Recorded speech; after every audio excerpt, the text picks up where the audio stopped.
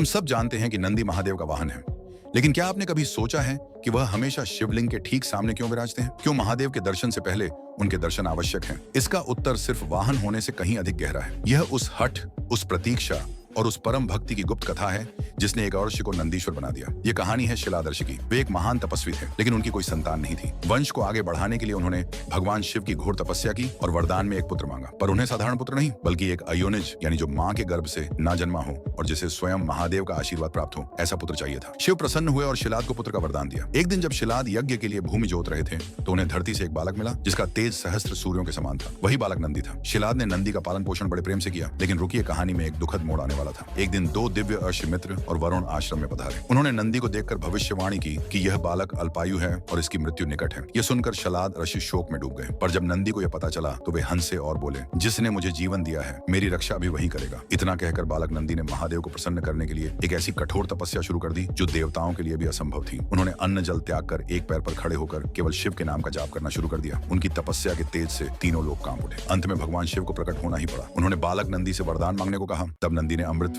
या कोई सिद्धि नहीं मांगी। उन्होंने कहा, हे प्रभु, मेरी बस एक ही इच्छा है। मैं हर क्षण हर पल बस आपके साथ रहना चाहता हूँ। मैं आपके सानिध्य से एक पल भी दूर नहीं होना चाहता। उनकी इस निस्वार्थ भक्ति और अटूट प्रेम को देखकर महादेव द्रवित हो गए। उन्होंने नंदी को न सिर्फ अमृत का वरदान दिया, बल्कि उन्हें बैल का मुख देकर अपने सबसे बड़े गण, अपने सखा और अपने वाहन के रूप में स्वीकार कर लिया। उन्होंने नंदी को वरदान दिया, हे नंदीश्वर, आज से मेरे दर्शन से पहले संसार तुम्हारे दर्शन करेगा। जो भी अपनी मनोकामना तुम्हारे कान में कहेगा वह प्रार्थना सीधे मुंह तक पहुंचेगी। तुम मेरे और मेरे भक्तों के बीच की सबसे पवित्र कड़ी बनोगे। इसीलिए आज भी नंदी सिर्फ एक वाहन नहीं, बल्कि प्रतीक्षा, धैर्य और निस्वार्थ भक्ति के प्रतीक हैं, जो हमें सिखाते हैं कि ईश्वर तक पहुंचने का मार्ग केवल समर्पण से ही मिलता है। महादेव के इस परम भक्त के लिए कमेंट्स में ओम नंदीश्वराय नमः अवश्य लिखें।